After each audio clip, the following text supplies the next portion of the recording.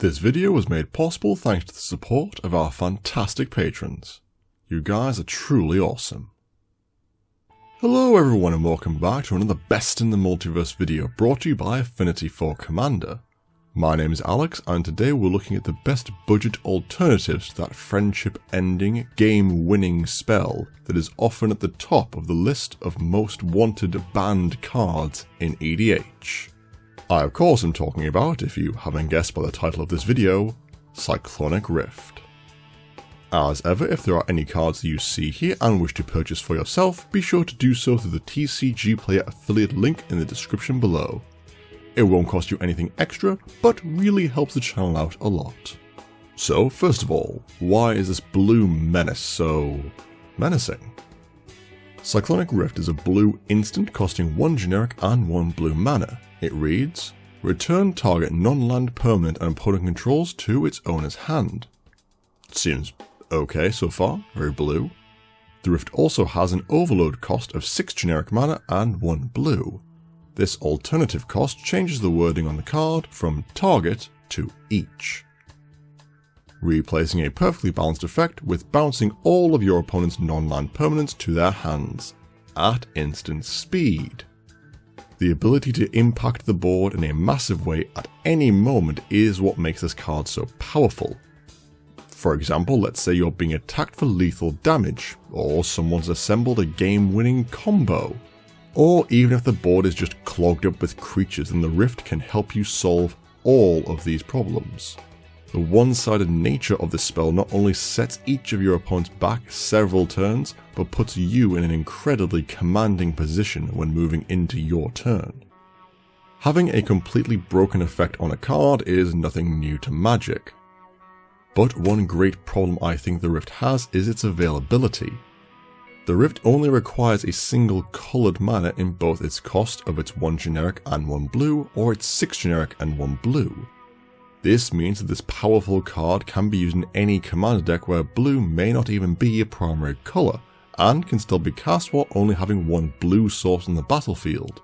If we take a look at other powerful blue cards such as Cryptic Command, Mystic Confluence, or heck even most extra turn spells, all of these cards require at least double if not triple blue. A heavier colour commitment means that these cards can't just be slotted willy-nilly into every Atraxa, Breya or Zur the Enchanted deck, but Cyclonic Rift can be, with its single coloured mana requirement. Yes, this delightful little card was first printed in Return to Ravnica back in the wonderful year of 2012 when the world officially ended. Or it may as well have with this card's printing.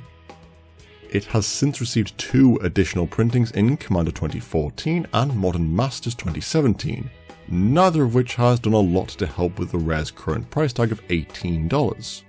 So with all this in mind, let's take a look at some more budget alternatives to the Rift. First on our list is Crush of Tentacles, a sorcery for 4 generic mana and 2 blue with a surge cost of 3 generic mana and 2 blue. It reads, return all non-land permanents to their owner's hands. If this spell's surge cost was paid, create an 8/8 blue octopus creature token. The 2 immediate drawbacks to this card when compared to Cyclonic Rift are a drop down to sorcery speed and that the effect bounces all our permanents as well. Not something we normally want to be doing, however this card does have a saving grace and that is its surge cost. Now Surge is a mechanic from the Return of Zendikar block set back in 2015, whereby you may pay this cheaper cost for 3 generic and 2 blue mana if you've already cast another spell this turn. So a good scenario is that we've cast a small non-permanent spell like Ponder or Preordain, and then cast Crush of Tentacles for its surge cost. Following this, we also create an 8/8 octopus to boot. In a more control-based strategy, we'd be looking to have very few permanents on board in the first place, apart from maybe a Rhystic Study. So bouncing all permanents and then leaving us with an 8/8 seems like a very good deal. Let me put it to you this way, would you play a 5 mana 8/8 that when it enters the battlefield bounces all other permanents? Because I certainly would.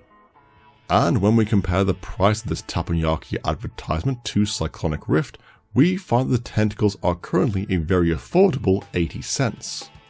So we're dropping down to sorcery speed, but with the more affordable mana, and we're also saving $17. A great consideration, especially for a harder control-based deck. Our next card to consider is River's Rebuke. This card is easily the most popular and widely known alternative to the Rift. So why is that? River's Rebuke is a sorcery for 4 generic mana and 2 blue. It reads, return all non-land permanents target player controls to their owner's hand.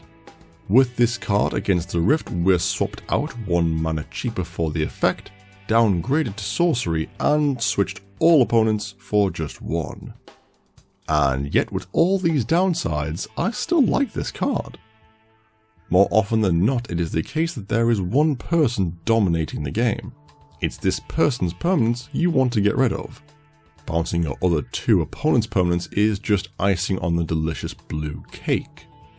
So the Rebuke can still have the same core function as the Rift, completely lowering the defenses of that one opponent who was, until this spell resolved, the threat of the table, allowing for you to swing in big and take them out.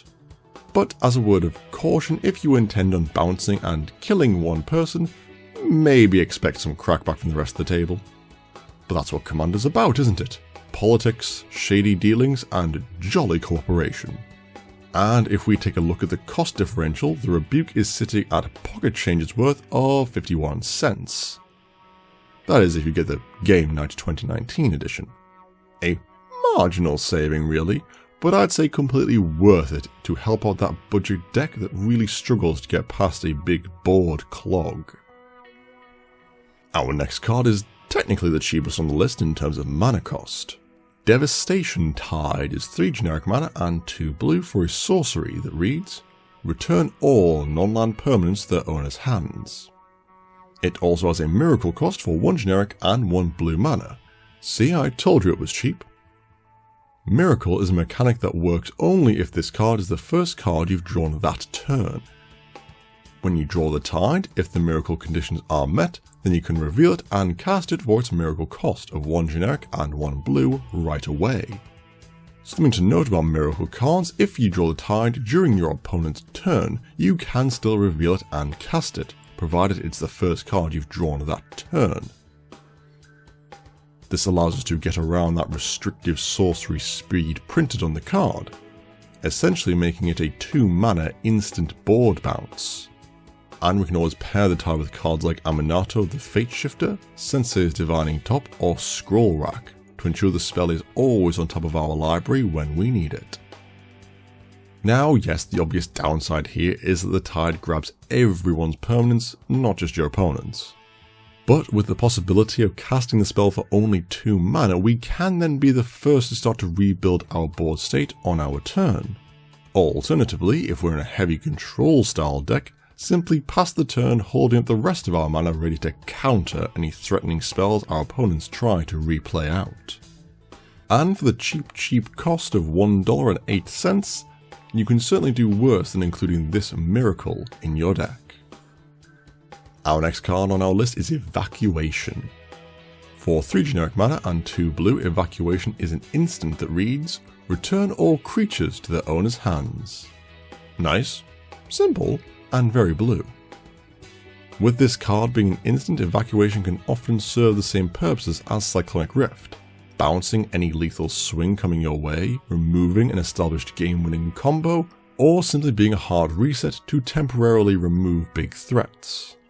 Now, one of the more unique drawbacks to this card is that it only bounces creature spells. Unfortunately, that Asceticism and Miari's Wake are going to have to stay around for now. But if it's this or die to an army of Swole plant tokens, I'll take the 5 mana instant every time. But let's not sell the spell too short. It has a relatively affordable mana cost, and unlike a lot of the cards in this list, can be cast at instant speed with no restrictions. Bouncing all creatures is nothing to scoff at.